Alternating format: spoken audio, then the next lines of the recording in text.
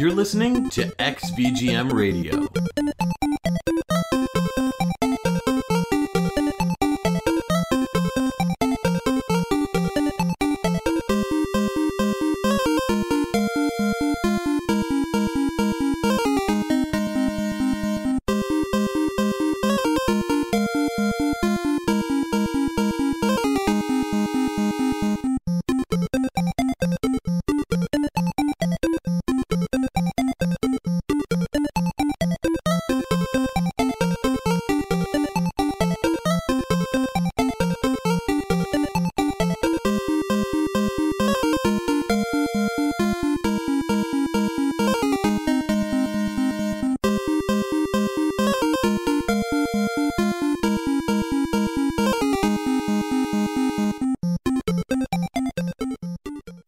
Welcome to XVGM Radio, where the bits keep coming. I'm Mike. And I'm Justin. And this is Episode 1, The Evolution of Nintendo Console Music. So this is a brand new video game music podcast where we're going to be talking about lots of different topics. All different consoles, handhelds, arcade, you name it, we're covering it. So, I'm basically going to be co-hosting with my good friend Justin here. And we're going to go over some awesome tunes that I think you guys are really going to enjoy. And we'll talk a little bit in just a minute about this episode and kind of what we're going to be doing to start off. And we've got a lot of really cool stuff planned for the podcast, so definitely stay tuned. So yeah, I'm really excited to be here as well. I think we have just a great selection of music picked out, both for today's episode and in the future. Like Mike said, we're going to be covering all sorts of different systems. We're going to talk about all different types of music. Some stuff you may have not heard, some stuff you may have heard before, but not really thought to listen to, and some stuff that you probably enjoy listening to and might listen to on a semi-regular basis. But overall, I think the different genres that we have picked out, the games that we're talking about, and the subjects that we're going to cover are going to have some great things to talk about. Exactly, yes. So I think the topics that we have and the types of things that we're going to cover are both going to perhaps bring in new listeners to that type of music or to VGM in general, and hopefully spark some good discussions between ourselves and anybody who listens. Yeah, absolutely. And we want to hear from you guys, so we'll talk a little bit at the end of the episode for all the social media and the website and all that stuff. Just so you know, if you ever need to reach us, you can reach us at xvgmradio@gmail.com. And tell us how we're doing. Tell us what you like from this episode. Tell us what you didn't like. Tell us how you think we can improve, because we want to be the best show for you. So we opened the show with a track from Little Nemo on the NES. And Little Nemo the Dream Master, it came out in 1990. And the track that we played was from Stage 4. It's the Night Sea track. That's what it's called, and it's by Junko Tamiya. So Junko Tamiya is a longtime Capcom composer, kind of tapped out with Final Fight Double Impact in 2010, which she was credited for because she did the original in Final Fight in 1989. So she's the composer of that. Also Strider in 1989. Sweet Home in 1989, which was a Famicom exclusive survival horror game, kind of like the very first one. Bionic Commando in 88, she did the music for. So she's done a bunch of other games, but those are primarily some of the games that she's worked on. Now, Little Nemo is a fantastic game. It's really fun, and it's based on the Little Nemo Adventures. I think it's called Adventures in Slumberland, the movie, right? Yeah, Little Nemo Adventures in Slumberland. Right. It's an animated movie that came out in 1989 in Japan, but it didn't make it to the US until 1992, and it's originally based on a comic strip from like the early 1900s.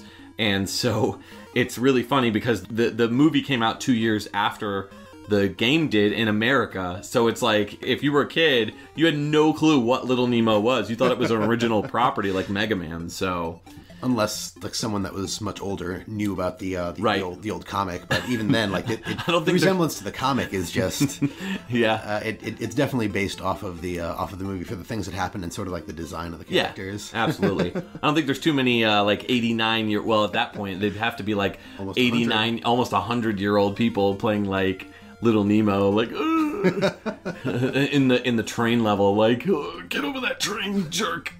So Yeah, you play as little Nemo. It's a lot of fun. It's a platform game, and I have so many great childhood memories of playing this game, trying to beat it. It's great. The Night Sea level in particular. The song that we wanted to bring you in with is a very like serene, very relaxing kind of experience, and we didn't want to blast you away too hardcore. We wanted to kind of ease you in and kind of showcase that Capcom sound that Capcom delivered. All right, so what did you think of that track?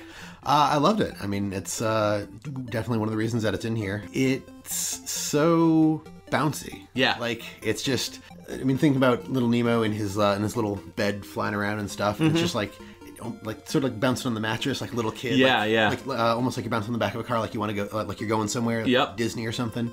And the the rhythm in the background is just, like it's just spot on and keeps the beat keeps going. It flowing. Yep. Yeah, I love the imagery that you brought up talking about the bed, actually, because there's in the beginning of each level there's a moment where Nemo's like getting scolded for being up, so it's just like the bed and it's Nemo like half awake or whatever, and then like he comes running into the bed, like it's got that yeah, and then he like goes to sleep, and then he goes on these awesome adventures. So yeah, it's a classic game. So that's kind of like the classic Capcom sound. We're not going to showcase literally every single type of sound that the systems have, but here's what we are going to do. We're going to have 2 tracks from the NES, 2 tracks from the Super Nintendo, and then 2 tracks from the N64 era. And then after that, we'll be introducing some of the later systems, just so you can kind of get a flavor. You can see how Nintendo console music has evolved. So this isn't just specifically Nintendo games in the sense that these games are only from Nintendo. It's more these games are from all different types of composers from all different types of companies, but every single game that we've picked is started off as an exclusive for this, right. for these consoles. If it didn't end up as an exclusive, it started out intended that way and might have gotten ported to like Game Boy Advance, exactly. Yeah, something like that. So, all right, so let's get started. What do you got for our first pick? So first up, we have Stage 6, Deep in the Cave, and that is 1989's Adventures of Tom Sawyer, and that was composed by Masa Konishi. All right, let's give it a listen.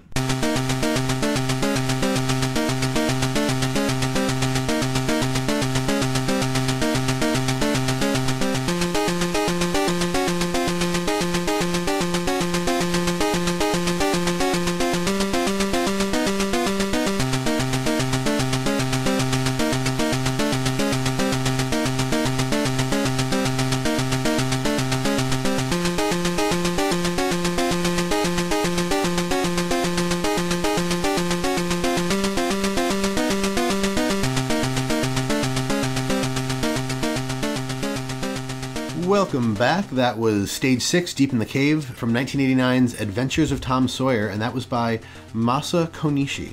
Yes, that was a very repetitive track, but it has a certain, like, I don't even know how to, it's like a very... Je ne sais quoi. Yeah, a je ne sais quoi, if you will. It's a very sharp sounding track. It's very, like, I don't want to say stuttery, but it's not quite as fine-tuned as later NES music. Like, even if you compare Little Nemo to this track, definitely this track is, I feel like some of the earlier NES music is very, like, harsh, kind of like a little bit harsher tones, but it's also a little bit more minimalist, whereas like Little Nemo sounded a lot more rich, a lot more full, and part of the reason for that is they kind of add like a little bit of an echo on their tracks with Capcom. Like, they learned how to do that, whereas with this track it seems like what you get is what's right here. Yeah, I mean it is sort of very basic. There's sort of a lot going on there if you pick it apart, but that's not sort of that's not sort of the draw to it. I mean, I picked this one because I found it to be interesting. I mean, for one, it's a stage song, but it sounds a lot like a boss song. It does, yeah. Like when I was looking through things, I thought it was mislabeled, and just listening to this for as long as it might take you to play a level in Tom Sawyer, which we'll get to that in a sec, I feel like it could drive you more mad than the game will drive you mad. Yes. And that's not always the case with a lot of the early NES games, but one of the other things that I found interesting in it is not only did it sound like a boss track, it sounded to me sort of like they were trying to almost copy a Mega Man boss track. Okay, yeah. The sound profile, it's not quite Capcom, but it has an almost Mega Man quality to it. Yeah, almost like Mega Man 2 in a way. Yeah. What's interesting is this game plays exactly like the Goonies, like the Goonies 1 or Goonies 2. Minus the, like, room scenes. Right. The game stars Tom Sawyer. He goes to sleep in the beginning of the game, so he's, like, in the little, like, I don't know, hut area where they're, like, the school or whatever. And so he's, like, passed out and he's dreaming. And so you're basically playing through his dreams. In the dream, he's trying to save Becky from Injun Joe. And so there's six stages in the game. This is the last stage, so that may be one of the reasons why this track sounds the way it does. This game is also, you don't confuse this game with Square's Tom Sawyer. Right. Square also put out a game called Tom Sawyer, and it's like an RPG. Yes. So two totally different games. I think that was on the NES too, wasn't it? Yes. And you know, it's interesting because we first played Little Nemo, and that's a game based on a movie, an animated movie, which was based on a 1900s comic strip. Yep. And this is Adventures of Tom Sawyer, which is like an old book from like the 1800s by Mark Twain. Yeah. So it's just like, it's really weird that there were so many franchises back in the day that maybe the IPs were like super cheap to scoop up by these developers, and they could like make games out of nothing. You know what I mean? I feel like it's also a little bit of the developers who were likely older folks at the time. That's a good point.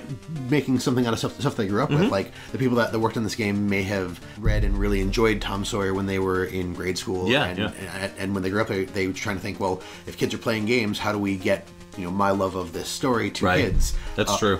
I don't think they did it very well, but they tried. Yeah, it's just the game. It's rough to play because when you defeat, like, if you die in the game, you die in real life. No, I like almost can't say those words. Like, I can't say if you die in the game. I cannot follow it up with anything other than you die in real life. My problem is, if you didn't say it, I was about to. Right. So, in the game, when you are deceased, you have to start the level pretty much almost all over. There are checkpoints, but I feel like they're just too far spread out, you know? Yeah, I mean, we didn't beat the first level, so I don't know. I don't know if that checkpoint was the halfway mark and we just couldn't finish it, or what it was, but we only really got one. We didn't get very far, unfortunately. But yeah, the game has, like, you have an arcing shot with, like, what are they? Like rocks or something like that? Yeah. So it's kind of like so many other games, like Friday the 13th, when you're throwing the rock and it's going way over the zombie's head. So it's very similar to that. But, I dug the track itself. I wish it did a little bit more, but knowing that this is the last level in the game, it kind of makes sense. Yeah. As far as the composer goes, what else? I've never heard of this composer. What else have they done? Masa Konishi, not a whole lot else listed on their credits. There's Super Robot Tyson in 1991 and Formula 1 Built to Win in 1990. Okay. So, Super Robot Tyson, I know, is a Game Boy game, which is part of the, like, Robot Tyson series. Some of those games are really good, but others are, kind of meh. And then Formula 1 is just, kind of a bland racing game. I mean, these games were developed by Winkysoft.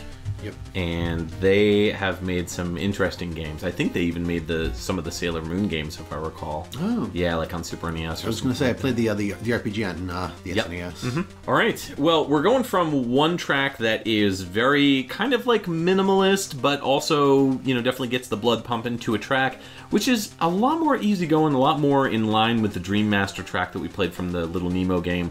This is Panic Restaurant. This is a late release for the NES. It came out in 1994 by Taito.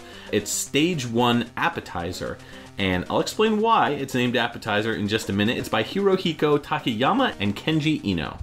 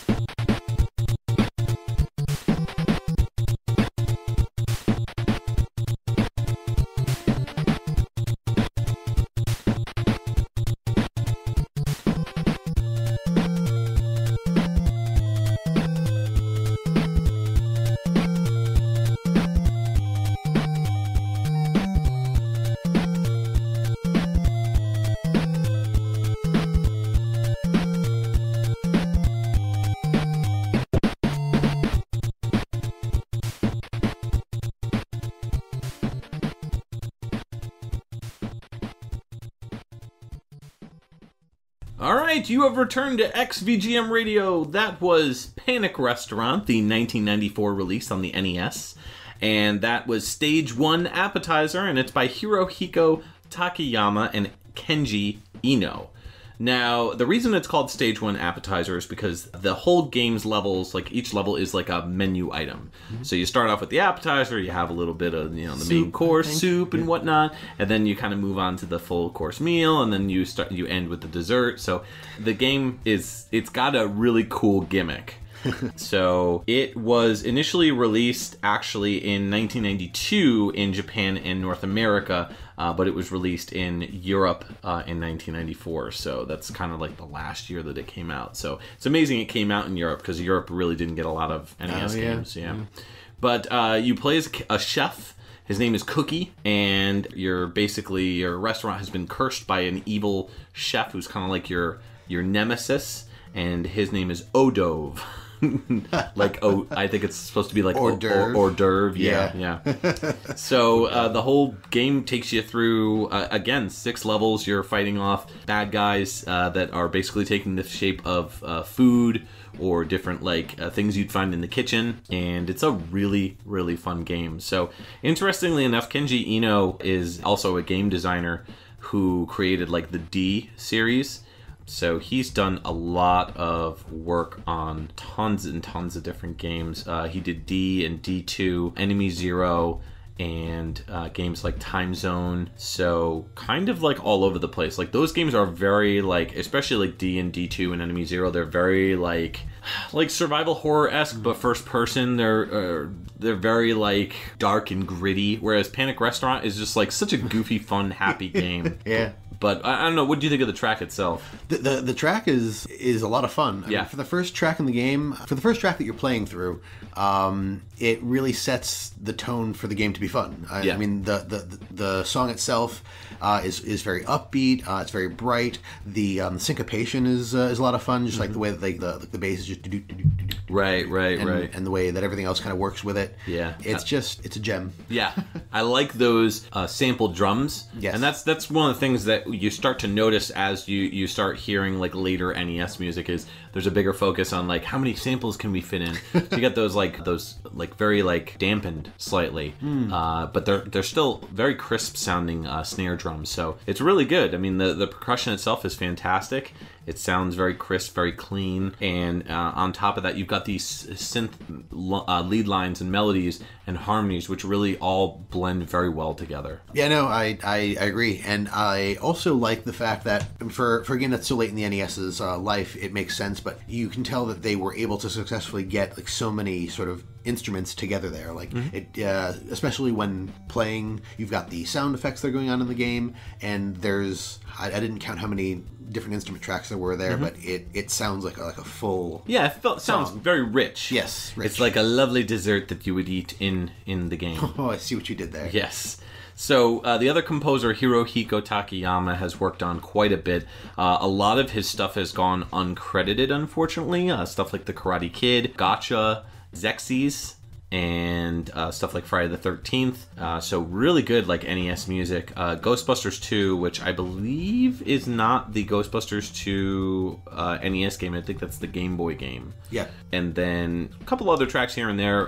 Time Zone, who he worked on with Kenji Ino. And then his last game was Ishi Haiseichi no Daisekai. So, wow, that is a mouthful to say. He also did a little programming on Bonk's Revenge as well. So kind of jump ship from Taito to Hudson there. So Panic Restaurant's a great game. It's just a shame it's so expensive.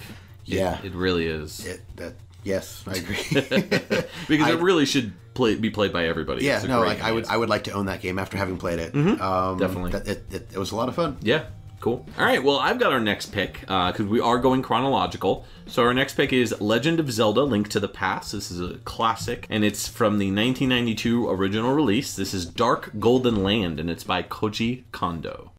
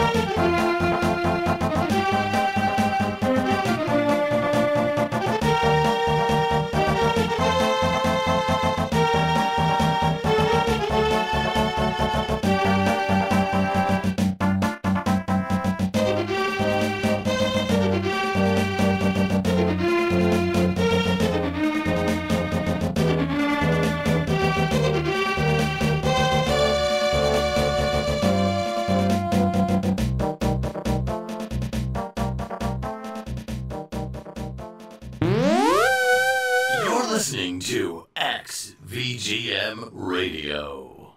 All right, you have returned. Legend of Zelda: Link to the Past, one of the best games on the Super NES. That was the 1992 release, and the track was Dark Golden Land by Koji Kondo, Lord of VGM in general video game music. So I gotta hear your thoughts on this one, because I could talk to death about this one, but I'm curious what you think about it. That's fair. So this is actually one of the few franchises and games that I didn't actually get into until later in life. So this was not a childhood game for me. Oh, it still is a fun one. You need to go back in time and change your childhood. Then I wish when I first beat the first Zelda, I wish that I could have gone back in time to make myself sit down and play it right. Because as a kid, it was such an open world, and even with this one, I probably would have done the same thing. It was open world, and I just kind of get lost. And then where's the game?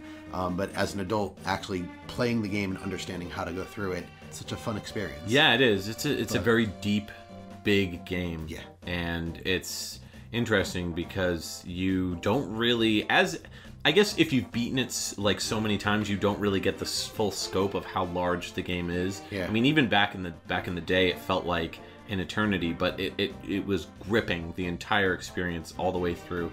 You start off as Link, and you wake up, and your uncle's there, and he's like, "Yo, I'm going outside. Don't leave." And then you're of course going to disobey, so you leave, and then you find your uncle slain, hurt.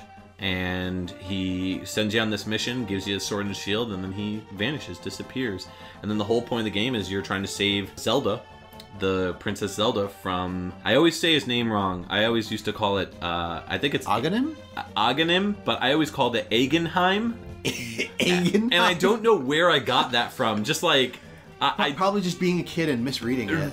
Pretty much. I would look at the name and be like, oh yeah, no, because I also, would read the Nintendo Power comic that came in Nintendo Power, and so flipping through that, I just would flip through and I just totally just mushed all the letters together. I was like, yeah, he's a German, bad guy, German wizard, right? Agenheim. It's it's right next to Nibelheim. Yeah. The Norse god. Yeah. Jeez. So, but I don't know. This track is just so epic because when you get to the Dark Land, the Dark World, that's where this track plays.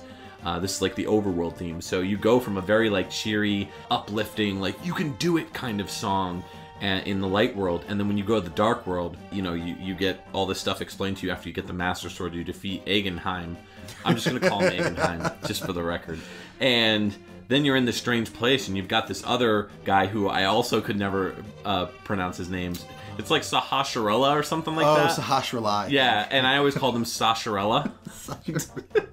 I think as a kid, I saw one of my friends play, and I thought it was Sahara, the Sahara Desert. Oh, okay, that makes sense. So he's kind of speaking to you from the void, and he's like, yo, you gotta go save all these princesses that are just have been taken over, these young maidens. So that's the whole point of the game, is you're going from dungeon to dungeon, saving all these fair maidens. So you walk off that giant pyramid, and there's such a weight that this song gives you because it's so dark. Well, it's so different from the Light World song. Absolutely. It's like a polar opposite. But what's actually kind of interesting is listening to it and not having the Light World song in your head. This actually sounds kind of uplifting. When you put the two together, they definitely sound very contrasting. Yes. But it still sounds it's like they put it in a minor a minor key, but it still sounds like a Heroes theme. Yeah. That was just sort of the first thing I noticed when I started listening to it. It's this is the Dark World theme, but it doesn't sound notwithstanding any other pieces, it doesn't sound like what I would have thought to be the Dark World until you put it up against the Light World. Yeah, that's true. That's a good point. I really dig the background kind of subtle harmonies that are happening in the background. The more violins. da da da da da da da, and it kind of carries this more, I don't know, emotional vibe that the track that this is the sort of track where you can listen to it and you'll hear different things each time you hear it. Some things will kind of perk up and make you go, oh, okay, the horns. Yep. Or you'll say that melody in the background, that da da da da. Or you'll hear that, the dun dun dun dun dun dun dun dun. It's such a versatile track, and it just takes so many different forms while still staying the same and still staying so familiar. It's a really brilliant job by Koji Kondo, who's, you know, as we said, the godfather of video game music. No, he doesn't have any games listed to his credit at all. Definitely this one. No. I think just the one Zelda game. Well, his first game was Golf in 1984, which that's just so weird to me that was his first track. What hasn't he done for Nintendo? Mario, like Super Mario Brothers 1, 2, 3, World, Pilot Wings, Star Fox, he did sound effects on, not the music itself. That was by, I believe, Harumi Fujita. Super Mario All-Stars, he came back, redid the music for that. Super Mario World 2, Yoshi's Island, he was the sound composer on Star Fox 64, Mario 64, Mario Party, he was sound support. You know, the list goes on and on and on. Legend of Zelda Ocarina of Time, pretty much almost all of them. Pretty much almost all the Zeldas except, you know, up to a certain... I don't think he did... I knew he did Twilight Princess. Yeah. Oh, no, I was saying he didn't do Zelda 2. Zelda 2. No, actually, I don't... Adventures of Link. Adventures of Link. Yeah, I don't think he did that one. No. So I believe that somebody else did that one. That's interesting. I didn't even think of that. But yeah. Very large, versatile library of music.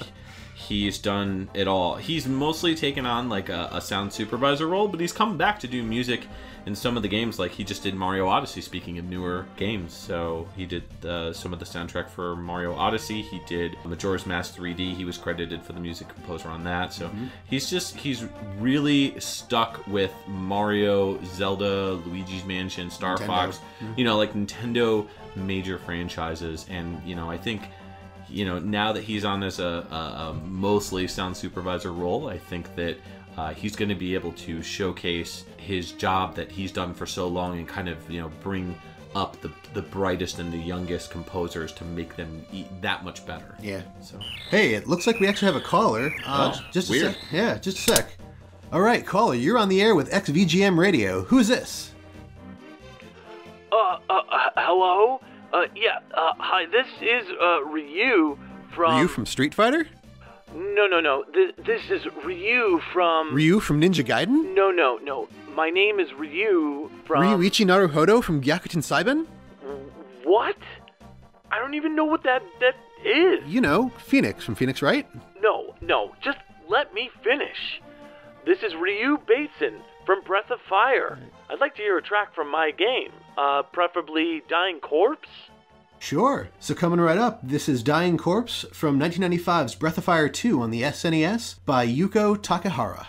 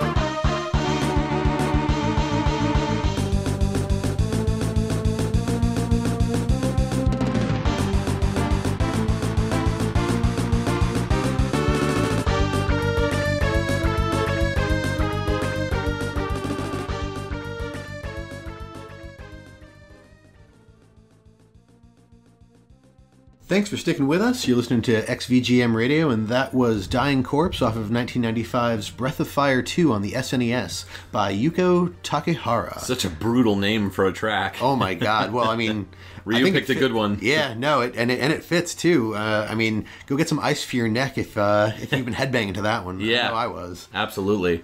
It is a very Capcom track for that era. I mean, you've seen how much their sound changes from Little Nemo on the NES to this type of sound. This is a much more like heavy rockin' sound that you'd hear out of like a Mega Man X track, and there's a reason for that because the composer also worked on Mega Man X games, so totally fits. But I love that like overdriven guitar sound that comes out of Capcom's games during this era. So it's interesting because listening to this in a kid's mindset or in a mindset where I grew up with this sound, to me, hearing these like guitars, it sounded like real guitars to me, like back in the day. You know? What I mean? No. As a kid, the SNES. I mean, I feel like it's still one of my favorite, or if not my favorite, retro console. Yeah, there were so many. Like most of my fond gaming memories come from that one. Mm-hmm. But I mean, and a lot of those games were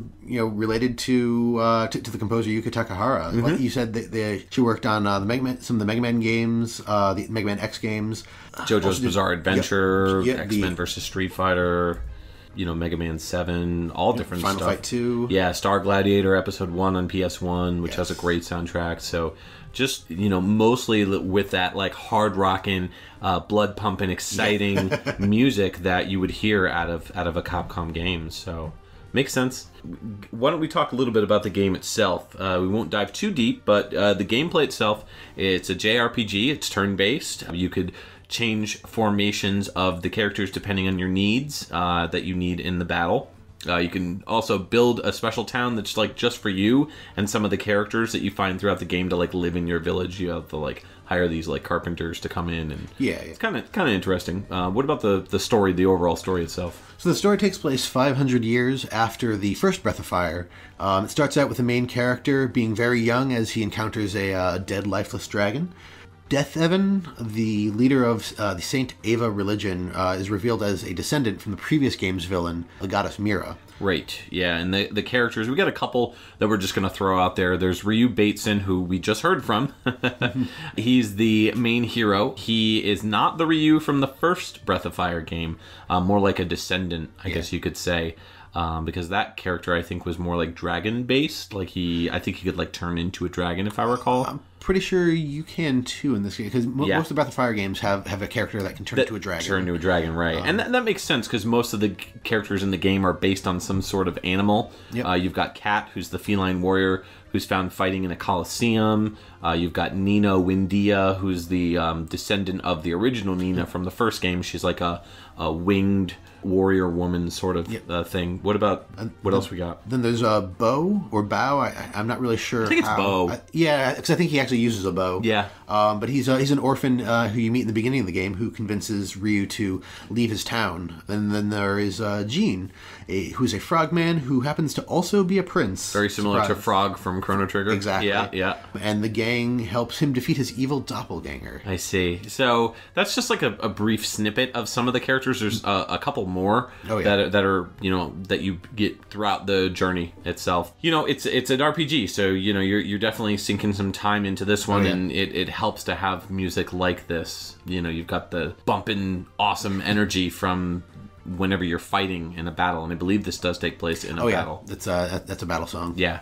So that's Breath of Fire 2. So you can kind of see like where Super Nintendo music kind of fits. Like it can go from like the more melodic and more like emotional, uplifting tracks to just like bangers, like straight up bangers like this. So Yuko Takehara, we already talked about that. The first game soundtrack is credited to Alf Lyla, right? But this game also tends to get accidentally credited to Alf Lyla, but it is Yuko Takehara. So all right, so I guess it's my pick next, and we're moving into the N64 era. This is Blast Corps. It's a 1997 release. The track name is called Warning, and it's by Graham Norgate.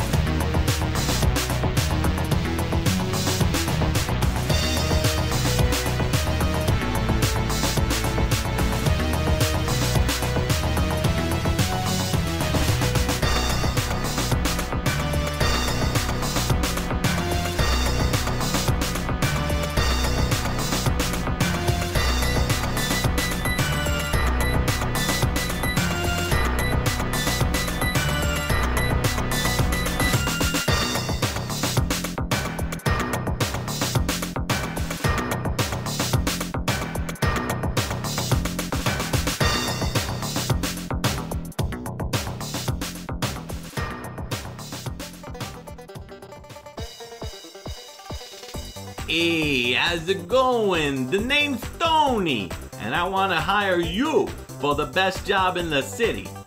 Let me ask you something. Do you like breaking things? How'd you like to break some buildings, huh? Let me break it down for you. See what I did there? Blast Corps is looking to hire people who like breaking things. Want to bust up some buildings? Demolish someone's hard work? Maybe take some places out of commission, eh? We are fully approved by the city to demolish anything and everything. You see it, you break it. So come on down to our facilities located on the south side of town so we can get to smashing. Blast Corps is located at 64 Blast Corps Avenue, right next to the Hybrid Heaven Diner. Offer good only for one person, so act fast. Okay, boys, let's take out that one right over there. No, wait, stop. That's my car. No! You're listening to XVGM Radio. Welcome back to XVGM Radio. That was Blast Corps, the 1997 release on the N64. That track was called Warning, and it's by Graham Norgate. This game is a lot of fun. Did you like this game? I think if I sat down and played it sequentially, right, I would have a much better grasp of it. But the couple levels that I played the other day were a lot of fun. I mean, you just kind of running around and blowing stuff up. Yeah, pretty much. Destroying stuff. That's the whole point of the game.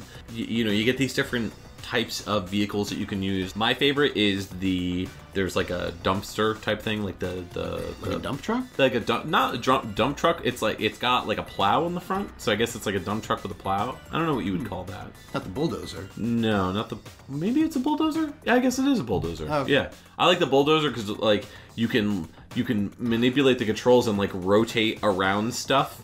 And just like do like wheelies almost, yeah, and like drifting. Yeah, like drifting. Yeah, and you're like destroying everything like left and right. Like that's the whole point of the game. But it's a mission-based game where you're going around as kind of like the construction manager. Like basically, you know, they give you a mission like, hey, you need to get this amount of points by destroying this amount of stuff. You know, you need to make it so this train doesn't blow stuff up or whatever. Like that's kind of the basics behind the game. So there's not really like a story, it's just basically blow stuff up, which I'm okay with. Yeah. But I love this track because it has echoes of, or kind of, I guess you could say it's a predecessor to the sound that would become that Rare sound. This is developed by Rare, and so this was a predecessor to the sound that you would hear in like Perfect Dark. Yes. And that like deep, dark, sinister bass line. It's just like so evil and gripping and haunting. It's really, really good. It's crunchy. It's like this would be an awesome like industrial metal track. That's exactly what I was going to say. Yeah. Actually, I really enjoyed this one, particularly because it felt very industrial. I mean, there were some like industrial noises in the background, like like pipes and clanking, like a Terminator almost, like King Kong. Like it was really cool. There was a couple points that I sort of laughed to myself, like when the higher pitched synths come in. It almost sounded like at first my brain processed it as like the opening to Funky Town, like okay. So, and I was like, what is that? And then it wasn't. And you're talking about the ones that are more like dun dun dun dun dun, like that. There's a couple of like higher pitched synths. That are, they're not quite in the range of the song that I'm talking about, but when they first came in, that's just where my brain went. Oh, okay.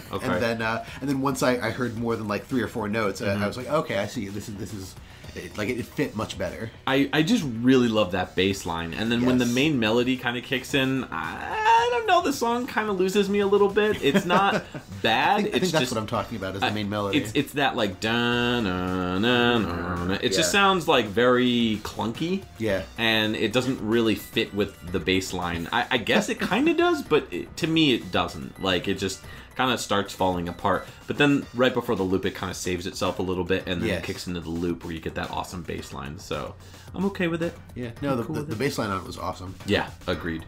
So Graham Norgate is a longtime Rare composer. Started off with Killer Instinct in 1994. Did games like Diddy Kong Racing, did GoldenEye 007. Perfect Dark was, again, co-composed with Grant Kirkhope. Time Splitters 2, which basically he left Rare at that point in time, right after it was like right around the era where N64 kind of wrapped up and GameCube was kind of rolling out. And so he left and he joined a group called Free Radical, a development company formed of like mostly Rare employees. And he did Time Splitters 2, Second Sight, Time Splitters Perfect. The first Time Splitters as well. Yeah, Time Splitters, Future Perfect, right. So he must have left right after he did Perfect Dark, because Time Splitters came out in like 2000. Same year, so, yeah. So, and then he worked on Haze. He's credited for I Want to Be the Boshi in 2010, because Killer Instinct takes place in that. And then he worked on some of the Crysis games, and then he's credited for the newer Killer Instinct game, because some of his songs are featured in it, right? Yeah. His last game that he worked on was Homefront: The Revolution, where he was the audio director on that. So, you know, he mainly sticks with games which are either first-person, like first-person arcade-style shooters, or, you know, just like ridiculous, crazy, fun games like this. Yeah. So, I dig it. So we're moving from one N64 game to another, and this one sounds a little bit different. What do you got for us? So this one was 3 years later, off of Top Gear Hyperbike, which came out in 2000. This is the track from the Florence, Italy track. This was composed by Christian A. Salyer and Eric Klein. Cool, let's do it.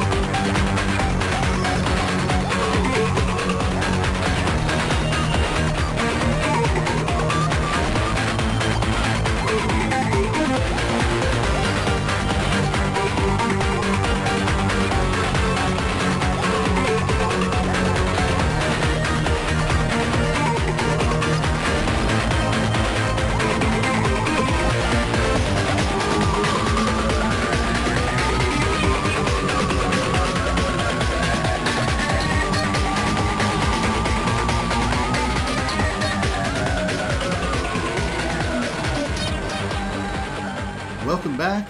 That was the Florence, Italy track from 2000's Top Gear Hyperbike, and that was by Christian A. Salyer and Eric Klein. I've never heard of this game, so you really pulled something out of the woodwork here. Yeah. I've heard of Top Gear 2, like Rally 2 and Rally, but not this. Yeah, no, there are a ton of Top Gear games out there, and they're all racing games. The game itself isn't really my style, but the soundtrack is actually pretty good. Yeah. I mean, this song was the one that I picked off of that the soundtrack to this game, because this track almost reminded me of something like out of the Matrix. It's very high definitely. energy, very techno and rocky. The guitars that you hear in there almost sound like Rammstein guitars. I almost want to say it's dark trance. Yeah. That's the vibe I get from it. And even though I like trance music, I tend to more gravitate towards like the more like Euro trance type stuff, just because it's very high energy, very like trippy and hot, happy, you know, like not quite happy hardcore, but like, I really kind of dig this type of sound because it's dark, it's sinister, it's evil, it's gritty, and it's gritty, it's tough, and so that kind of is why I like this track specifically. So I dig it. It sounds pretty cool. I like the grittiness, and I like how it sounds like at some points the song is going through like a tube, or like a filter, where it's like wah wah wah wah wah wah, you know, like almost like distorted. Yep. I also want to point out the singing in the background at points almost sounds like a tea kettle going off. Yes. So I really had to pay attention there because I was like, wait, is somebody making tea? Like, is my wife making tea upstairs? But yeah, no, this track, if you like this track, go and listen to the rest of the stuff off of this game, because while it's not all exactly the same, I think it's all pretty good. If I hadn't picked this one, I probably would have picked the menu theme track, which was a very close second for me. Yeah, we're moving from a more like chip-based sound to a more like stereo CD quality kind of audio. Regarding the audio itself, it sounds like almost like pre-recorded, we were saying, like during the break. Definitely utilizing some form of like PCM samples for like some of the instrumentations. So it's pretty cool. I was digging it. I feel like the audio kind of works off of the main like coprocessor, from what I understand, like the audio interface. So I'm not a super technical guy, but I know that it's not like the Genesis, for example, where they had like a Yamaha chip built into it. It's not like that. So it's more based on audio hardware that was created for it, built into the overall hardware, if you will. So kind of neat. Now, this game itself is what? It's like it's a racing dirt game. bikes? Like dirt bike. Top tier with dirt bikes. Yeah. Okay. Pretty standard fare. Like I said, I haven't really played the game. I've seen the game, and it's not really my thing. Yeah. There's only a handful of racing games that I really enjoy. Like the Mario Kart racing games are fun, and one or two others that I've played in the past. Like some of the Forza games are really Chocobo fun. Racing, bro. Heck yes. Yes. That's right. So tell me about these composers. I've never heard of these guys before. Well, Christian A. Sawyer started out in 1997 with a little game called Postal. Oh, okay. Some people may have heard of. Also did stuff on Postal 2 and the Postal 2 expansion. Postal Plus, right? Yeah. Other than that, I am not on top of many of these other games.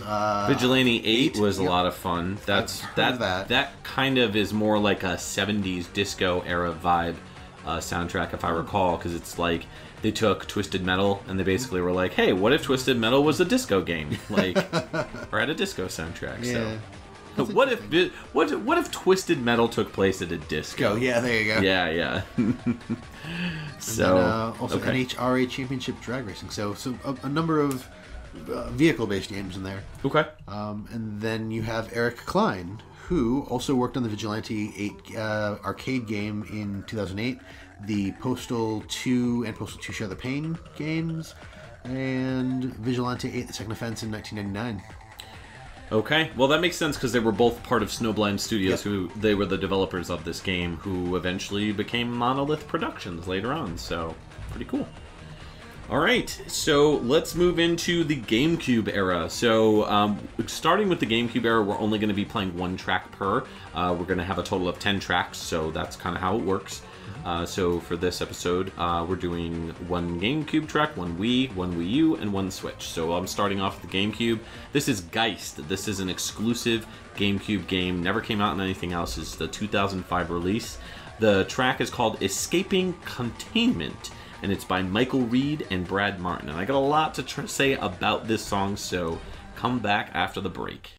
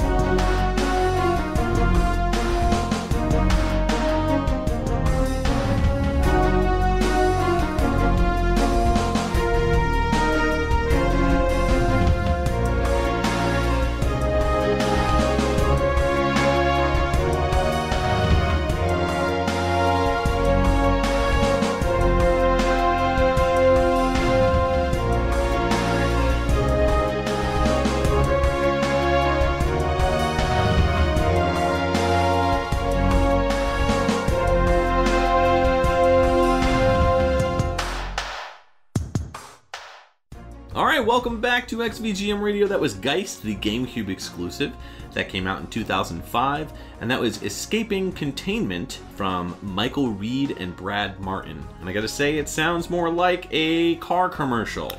Yeah. Doesn't it? I could see that. Here, I'll give you a sample. The all-new 2018 Toyota Nissan Forester Mustang Hybrid Edition. No ARP or interest for 6,000 months or 30 miles. Start with 0 down yesterday. Like, that's... Yeah. Is that not... That's the vibe that I get. No, I can see this monster of a car driving through the hills, taking all the twists and turns. Like a dune buggy.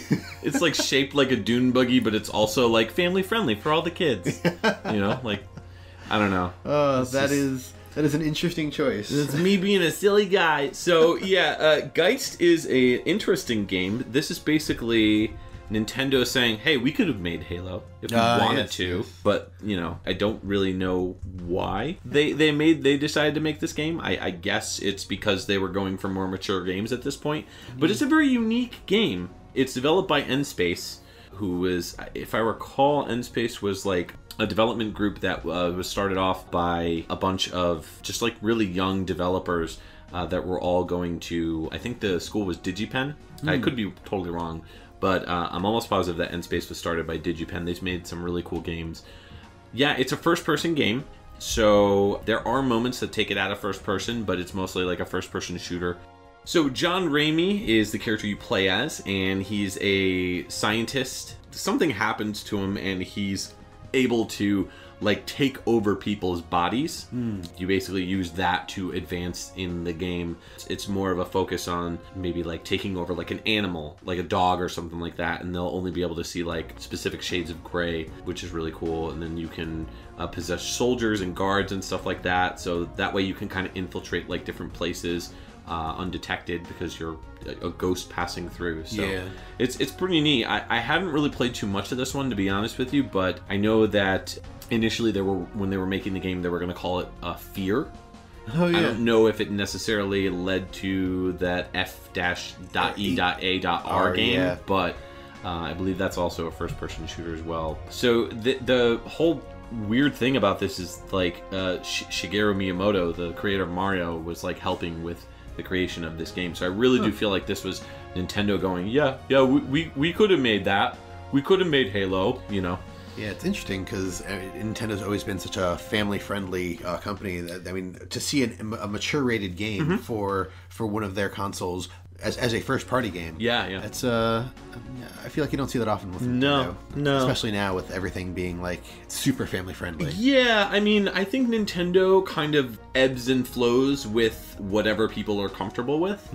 So I think that, you know, as of fairly recently, which actually we'll talk about this a little bit, with games that were censored or whatever for sexuality or mature content or whatever. And I feel like when people show a lot of like support towards the outcry of stuff like that, that Nintendo is kind of like they hold back and they kind of don't really they censor stuff more.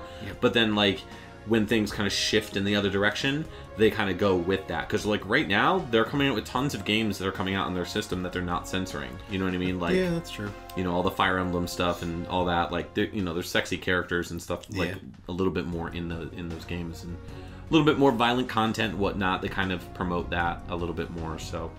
But the composers on this, Michael Reed and Bradley Martin. Michael Reed, specifically, did a bunch of audio for some Madden games, mostly as an audio specialist or assistant audio specialist from Madden 2002 up till Madden 2005.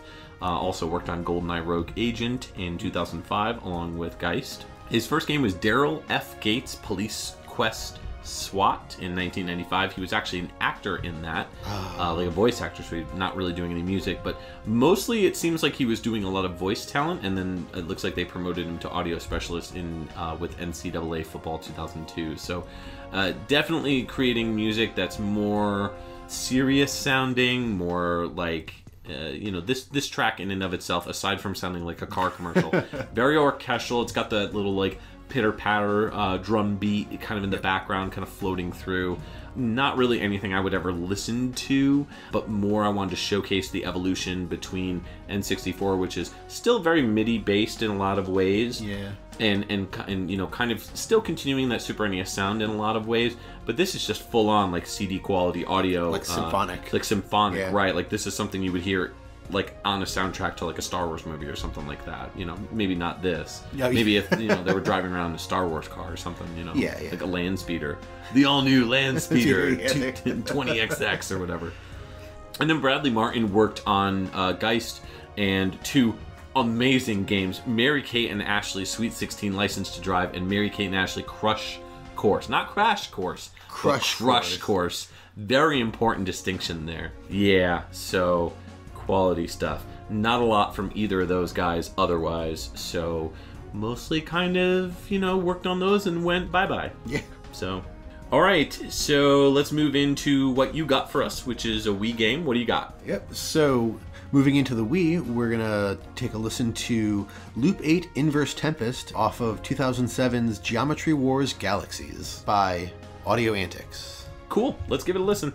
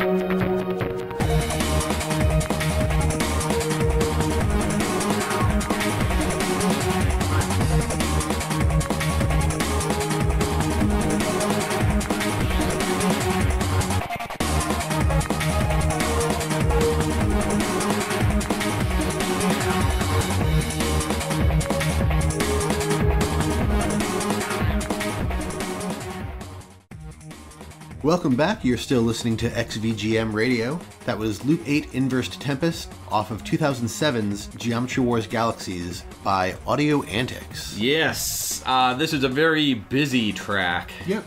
Lots of really crazy techno stuff going on. My problem with a track like this is it tends to drone out the instruments, and they tend to all kind of sound like one giant instrument. You know what I mean? That's true. Not a bad track. I'm just saying, like, that's kind of my opinion on it. Yeah, no, I can see that. The drums that are in there are pretty distinct, but the rest of the sort of melodic instruments kind of sound like this one synth or this one synth chord that gets played throughout the entire thing. Yeah. It's also, like the N64 track that we played earlier from the Top Gear Hyperbike game.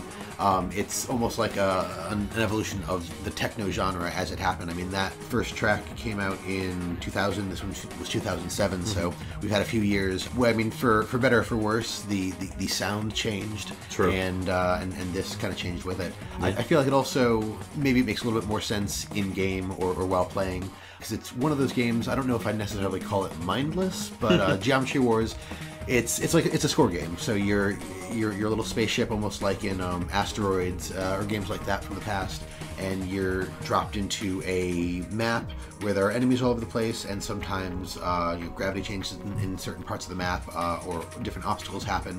But it's just about it's almost like a shoot 'em up or a shmup, blowing things up and trying to survive for as long as possible. Like, there usually isn't an end to the levels. It's how high of the score can you get? Yeah, this is a definite return to form for like that classic arcade style where it was more about score and less about story and characters and all that stuff. So, these games to me were always really fun to play in short bursts. Yep.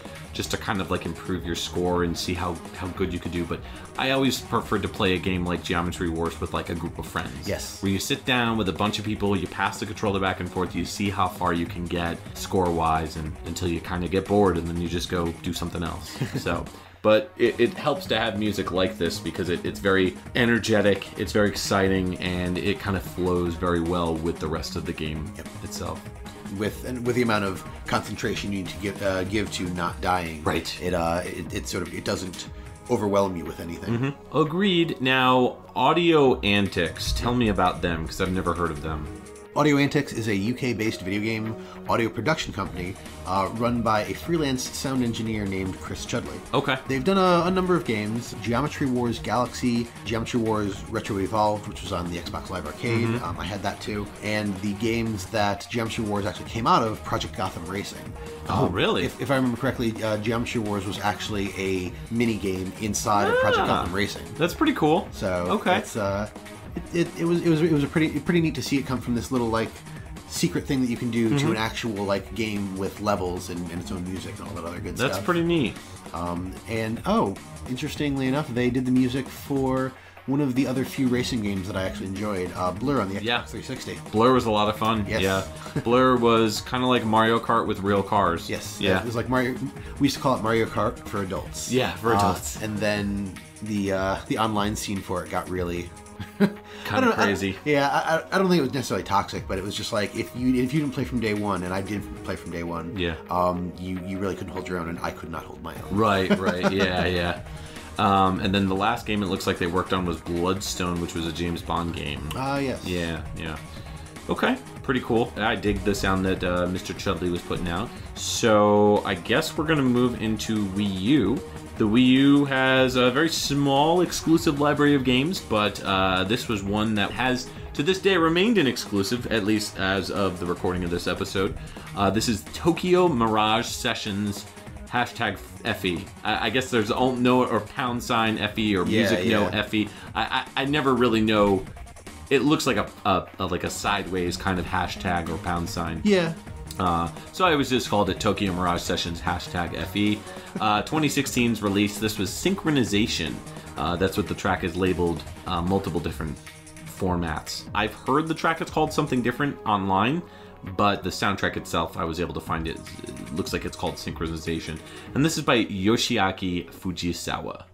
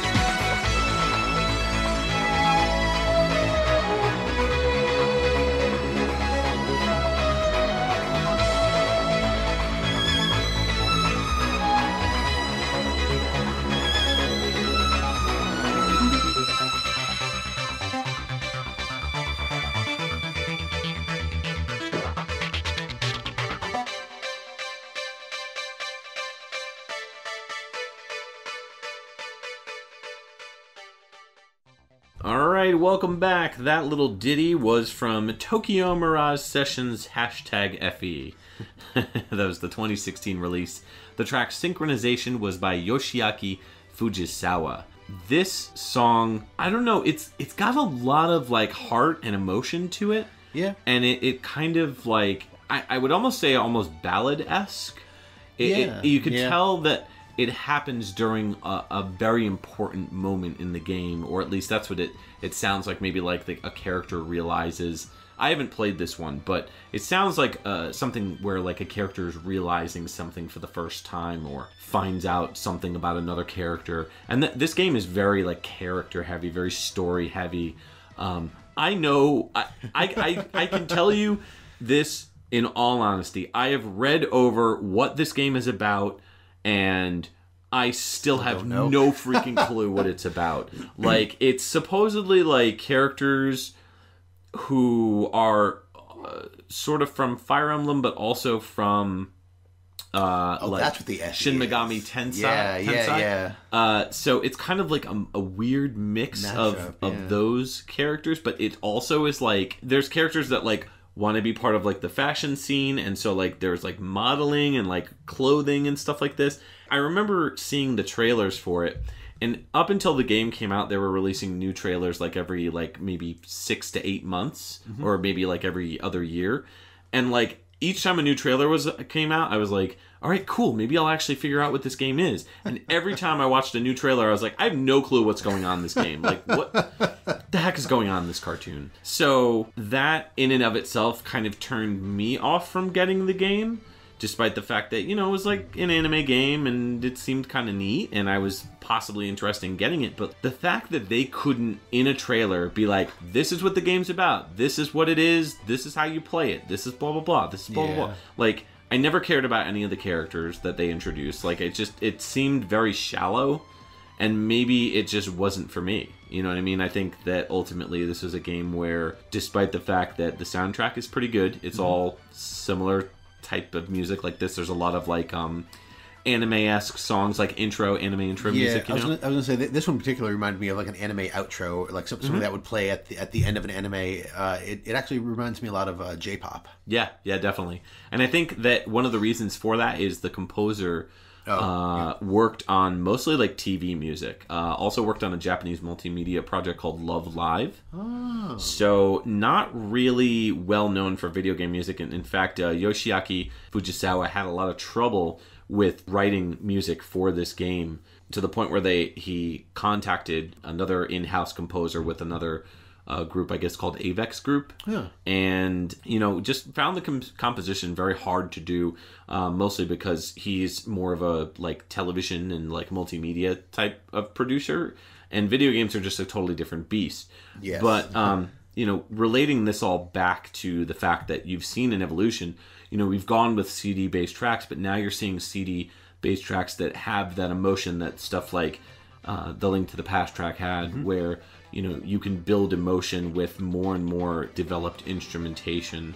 And, you know, here with the Wii U, I think going forward, you're going to be hearing music that's not only CD quality, doesn't rely on chips or anything like that, but it's just a continual evolution of what music should sound like in a video game. So, I mean, it just keeps getting better, right? Yeah, absolutely. I mean, this one sounded phenomenal. I really like the orchestration on it. Like I said, it sounds like J-pop, which, I mean, for everything else that I like plenty of J-pop. Sure, yeah. And all it was missing was just like, you know, the Japanese woman singing over it, and it could have been an outro.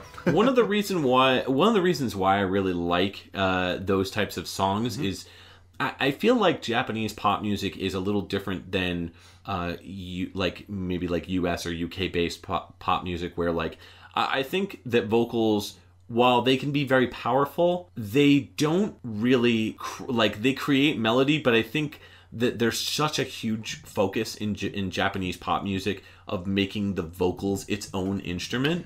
That it's just, that's what I hear. Is I hear the melodies, not necessarily the words, mostly because I don't know what they're saying usually. Right. So it's more like a fascination with the melodies that I'm hearing from vocals. So I agree that vocals really could have been in this track. And if you listen to the rest of the soundtrack, there are songs that do have vocals in them, and they sound great. So that's awesome. But yeah, I want to still check this one out. Maybe somebody could sit down with me and, I don't know, we can figure out what the heck is going on, because no clue. Play the RPG with fashion elements. Yes, pretty much. Fashion. The most stylish Fire Emblem character. Yeah. Oh, wait a minute. I think we're getting a call now. All right, caller, you're on the air with XVGM Radio. What do you want to hear? What was that? What's going on? Oh, hold on. I think I know this one. I speak Squid. It sounds like they're asking us to play Blitz It from Splatoon 2 by the Chirpy Chips. Okay. I'm amazed that you know that I'm finding out so much about you just on this first episode. Okay then. Well, so what are we hearing again? So the song is called Blitz It from 2017 Splatoon 2 on the Switch, and it's actually by real human people called Toru Minagishi and Shiho Fuji. All right.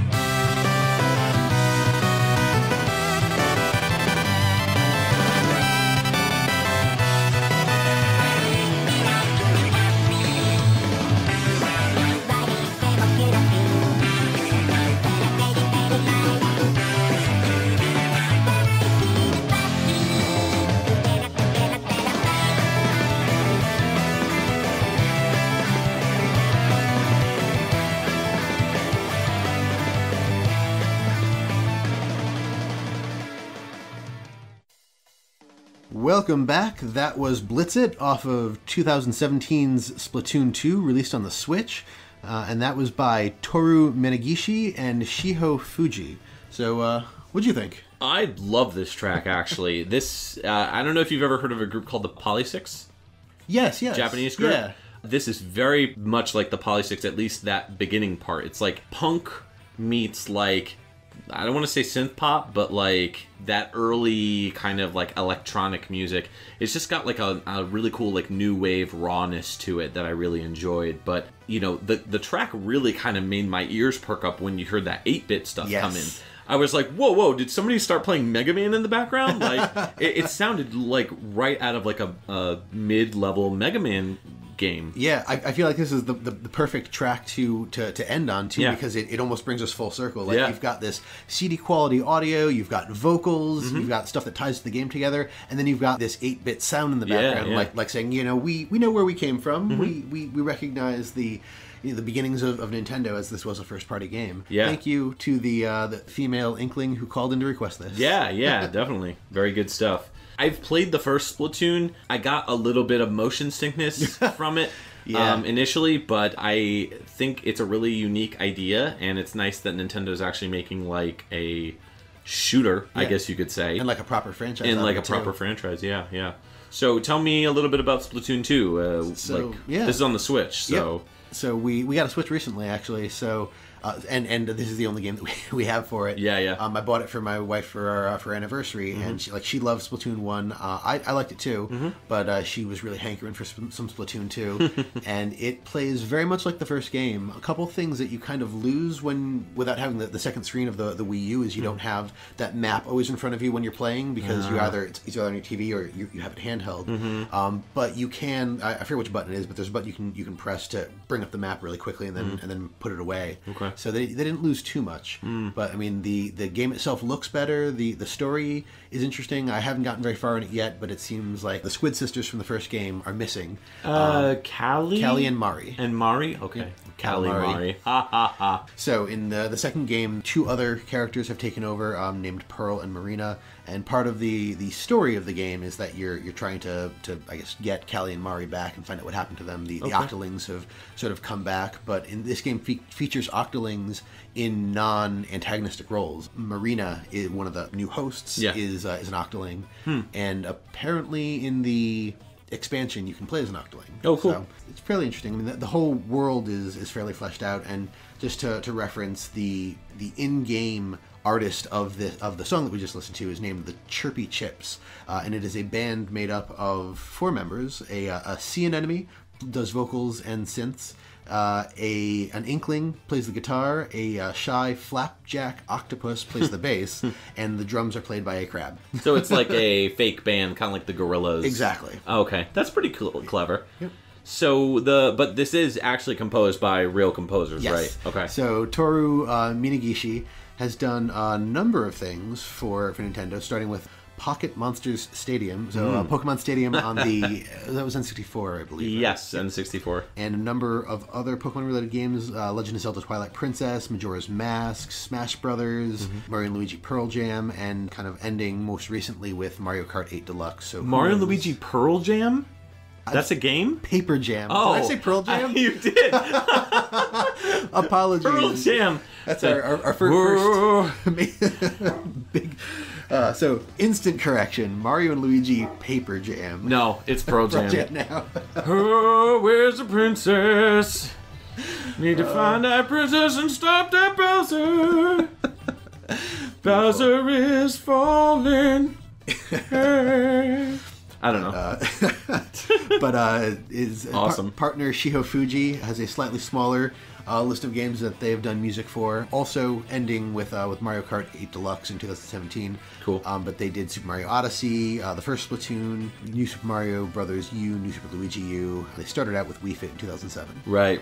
Okay, so basically like newer composers for Nintendo that, like what we were talking about with Koji Kondo, kind of like bringing these young guys up so that way they can kind of, do their due diligence, I guess you could say, and make a name for themselves. Exactly. And then eventually, when he is no longer here, somebody needs to be able to fill that void. Exactly. So, yeah, it's really interesting. This was a great track to end on because you've got, like you said, that awesome CD quality sound with that fresh vibe that really just keeps the music new and keeps it evolving. And that was the whole reason why we did this episode, is because we wanted to showcase the evolution of the way that Nintendo's consoles have sounded over the years. So we hope you guys liked this episode. We're going to end on a brief note where we're going to talk about our favorites. So what was your favorite of this episode?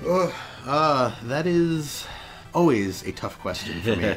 Because there's so many songs in here that were really good. I'm sure somewhere down the line I will argue with myself over this, but I'm going to go with the Breath of Fire 2-track Dying Corpse, because it was just so shreddy, and it was it really got me excited for everything. Yeah. Cool. What about you? Initially I was gonna say Panic Restaurant, just because I really haven't sat down and heard that soundtrack before, and when I did, I was like, wow, this is really good stuff. But I kind of feel like nostalgia is gonna pull me back. I gotta vote for Zelda: Link to the Past. That Fair track enough. is just so meaningful to me. So it has a special feeling that I feel whenever I hear it. So I really got to go with Link to the Past: Dark Golden Land. So That's fair. So, like I said earlier in the show, the SNES is clearly the best console. Yeah. Both songs off of that. Yeah, I mean, I personally always prefer, like, the NES sound. That's, like, my favorite. That's what I grew up with. And I made a lot of memories on the Super NES, but, like, the NES was always king to me as far as, like, my favorite songs, or as far as, like, composition and sound font goes, if you will. So, but now we want to hear from you. What is your favorite track of this episode? You can tell us on xvgmradio@gmail.com. You can also leave a comment on our YouTube page. It's youtube.com/dongled. And you can find links to that on our main website, which is xvgmradio.com. What about for social media? What do we have? Right now we have our Twitter, which is @XVGM Radio.